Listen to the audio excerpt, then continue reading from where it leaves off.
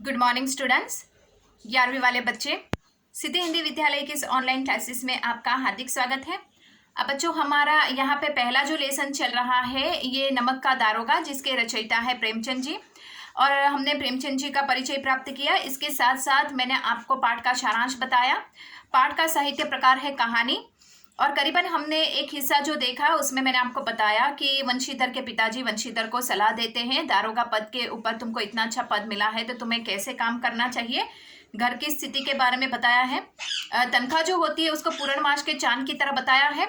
इसके साथ साथ यहाँ पे आलोपी दिन के मतलब उनकी जो गाड़ियाँ हैं, नमक की जो हेरफेर होती है, वो दातागंज के बहुत बड़े रईस इंसान है। उस समय नमक की हेरफेर करने के ऊपर पाबंदी लगी हुई थी। और यहाँ पे नमक इस तरह से कालाबाजारी करना गुनाह माना जाता था। तो आलोपी दिन की जो गाड़ियां हैं वो पंडित यहाँ पे आलोपी दिन की गाड़ियों को वंशीधर पकड़ लेते हैं। और यहाँ पे आलोपी दिन को जैसे ही पता पड़ता है, अपनी गाड़ियों को छुड़ाने के लिए वो वहाँ पे पहुँच जाते हैं। और फिर वहाँ पे जो बातें होती है, रिश्वत की बातें, वो पंडित आलोपी दिन जो है पैसे वाले इंसान है, जो वंशीधर को पैसों के लक्ष्मी के दम पर खरीदना चाहते हैं। लेकिन वंशीधर इस बातों से गुस्से हो जाते हैं और गुस्से में आकर वो बद्दू सिंह को यह आदेश देते हैं कि पंडित आलोपी दिन को हिरासत में ले। अब वहां से थोड़ा और आगे बढ़ते हैं बच्चों। पंडित आलोपी दिन स्तंभित हो गए। स्तंभित हो जाना यानी चकित रह जाना। गाड़ी वालों में हलचल मच गई।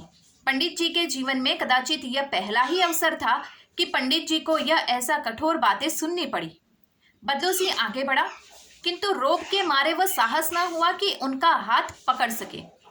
पंडित जी ने धर्म को धन का ऐसा निरादर करते कभी न देखा था। विचार किया, यह अभी उदंड लड़का है। यानी मतलब जो समझ में अभी उसको समझ नहीं है अभी कि लक्ष्मी क्या होती है, लक्ष्मी कितनी महत्वपूर्ण होती है, ये अभी शायद इस लड़के को पता नहीं है। ना समझ लड़का है शायद। मोह माया के जाल में अभी नहीं पड़ा, अनहड़ है, झिझकता है। बहुत दिन भाव से बोले, बाबू साहब ऐसा ना कीजिए, हम मिट जाएंगे, इज्जत धूल में मिल जाएगी। हमारा अपमान करने से आपके हाथ क्या आएगा? हम किसी तरह आपसे बाहर थोड़े ही है। अब यहाँ पे मैंने आपको बताया ना, पंडित आलोपी दिन ने यहाँ पे बद्दू सिंह को आदेश दिया कि वंशीधर ने आदेश दिया बद्दू सिंह को कि पंडित आलोपी दिन को हिरासत में ले लिया जाए। ये बात जैसे ही आलोपी दिन ने सुनी, वो स्तंभित हो जाते हैं, चकित हो जाते हैं, सोच में पड़ जाते हैं कि भाई ये तो अलग प्रकार का इंसान है। मैंने तो उसके अच्छे के बारे में सोचा, मैंने तो उसको रिश्वत देनी चाहिए, मैंने तो उसको पैसे देने, लक्ष्मी देनी चाहिए, लेकिन उसके बदले में ये मुझे हिरासत में लेने के लिए कहता है। यहाँ पे बदलू सिंह जो है वो भी जो पुलिस का अधिकारी है, लेकिन वो छोटे पैमाने पे है, तो वो चौंक जाता है। जो गाड़ी चलाने वाले जो गाड़ीवान होते हैं वो भी, उनमें भी हलचल मच जाती है। सब परेशान हो जाते हैं कि ये वंशीधर आखिरकार कर क्या रहे हैं। इतने बड़े इंसान को हिरासत में लेना, उनको हथकड़ी पहनाना, यानी कि ये तो बहुत बड़ी बात हो जाती है। फिर यहाँ पे आलोपी दिन सोचते हैं कि अभी नया नया इंसान है, मतलब युवानी का उसमें जोश है, तो जोश के मारे अभी वो थोड़ा अल्हड़ है। अभी वो पैसे लेने में झिझक रहा होगा, उसको ऐसा लगता होगा कि मैं कैसे रिश्वत लूं, ऐसा। तो इसके लिए उसको अभी कुछ पता नहीं है। इसके लिए शायद हो सकता है कि वंशीधर यहाँ पे थोड़े परेशान हो कि किस तरह से रिश्वत ली जाए। उन्होंने कभी रिश्वत नहीं ली होगी अपनी जिंदगी में। इसके लिए आलोपी दिन यहाँ पे ऐसा सोचते हैं और कहते हैं कि साहब आप ऐसा मत कीजिए, आपके ऐसा करने से मेरी इज्जत धूल में मिल जाएगी। मेरा इतना नाम है सदियों का कमाया हुआ, तो उसमें परेशानी आएगी, हर जगह पे थू थू हो जाएगी। तो आप इस तरह से मत कीजिए, मैं आपके हाथ जोड़ता हूँ। आप मतलब हमसे कोई अलग इंसान थोड़ी ना है, आप भी हमारी तरह ही है। ऐसा कौन कहता है? आलोपी दिन। किसको कहते हैं? वंशीधर को। ठीक है, अब थोड़ा और आगे बढ़ते हैं बच्चों। वंशीधर ने कठोर स्वर में कहा, हम ऐसी बातें नहीं सुनना चाहते। आलोपी दिन ने जिस सहारे को चट्टान समझकर रखा था वह पैरों के नीचे से खिसका हुआ मालूम हुआ। स्वाभिमान और धन ऐश्वर्य की कड़ी चोट लगी। अभी तक धन की सांख्यिक शक्ति का पूरा भरोसा था। अपने मुख पर बोले, लालजी 1000 के नोट बाबू साहब को भेंट करो। आप इस समय भूखे सिंह हो रहे हैं।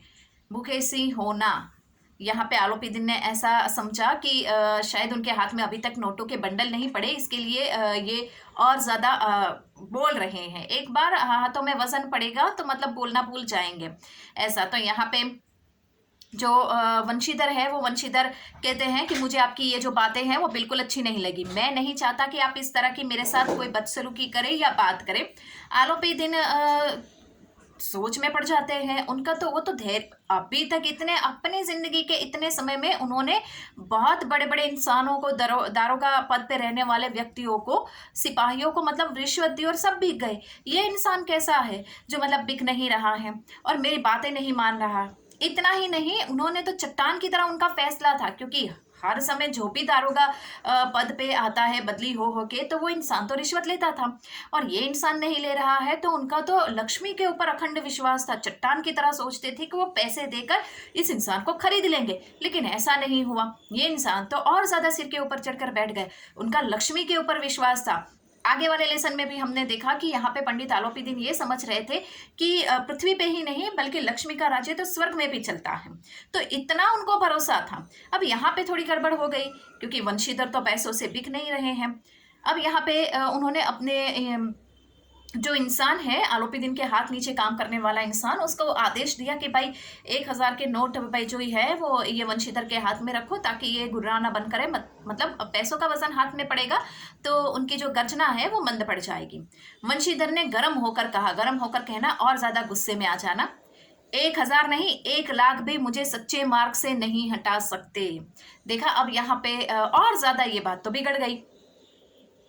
यहाँ पे होता है ऐसा कि वंशीधर और ज्यादा गुस्से में आ जाते हैं ये बात सुनकर, और फिर कहते हैं कि आपके आलोपी दिन जी, आपके 1000 क्या, आप मुझे 1,00,000 रुपए भी मेरे हाथ में लाकर रखोगे तो भी मैं आपकी बात नहीं मानूंगा।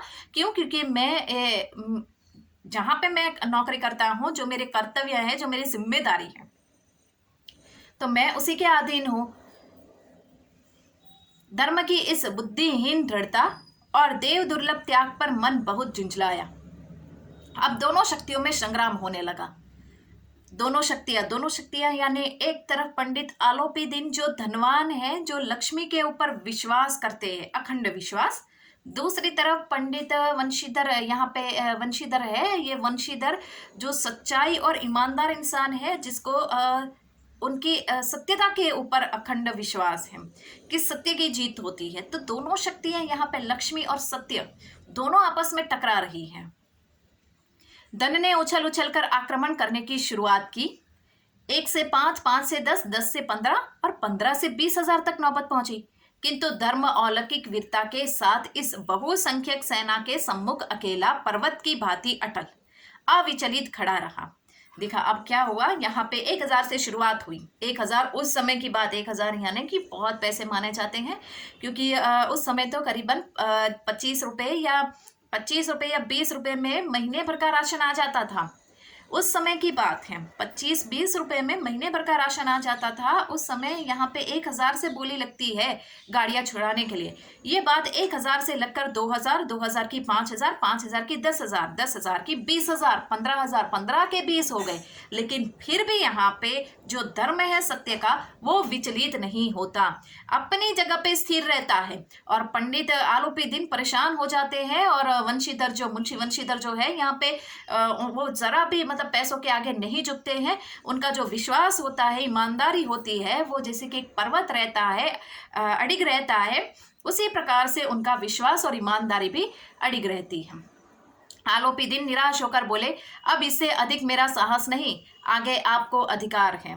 आखिरकार आलोपी दिन हार जाते हैं और घुटने टेक देते हैं और कहते हैं कि बस अब मैं थक गया, अब मेरे में इतना साहस नहीं है कि मैं इससे और आगे बढ़ूं और आपको समझा पाऊं।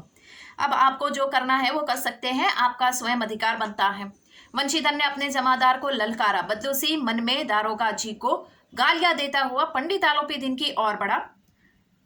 पंडित धपका कर 2-3 कदम, घबरा कर 2-3 कदम। अब यहाँ पे क्या होता है कि जैसे कि वंशीधर ने गुस्से में आकर अपने हाथ के नीचे काम करने वाले जो दूसरा जमादार है, जिसका नाम था बदलूसी को गुस्से में आकर आदेश दिया कि इसको आलोपी दिन को पकड़ लो। अब यहाँ पे आलोपी दिन को पकड़ने के लिए बदलूसी जो आगे बढ़ता है, वो मन में इतनी गालियां देता है, किसको? वंशीधर को। कि ये इंसान कैसा है, इसको इतने पैसे देने के लिए भी कहते हैं, फिर भी वो ईमानदारी का झंडा गाड़े हुए है, उसको पता नहीं है कि इतने पैसे क्या होते हैं, और इतने बड़े इंसान को पकड़ने के लिए, हिरासत में लेने के लिए कहते हैं। तो मन में ही मतलब उसको इतना गालियां देता है मुंशीधर को, अपने बड़े अफसर को, कि ना पूछो। और यहाँ पे पंडित आलोपीदीन को जैसे ही ये बात सुनते हैं, उनके कदम जो होते हैं वो घबरा कर मारो 2-3 कदम वो पीछे हट जाते हैं। तो बच्चों यहाँ तक हम देखते हैं। आगे वाले वीडियो में इसे पाठ का एक और हिस्सा देखेंगे, देखते हैं कि क्या होता है।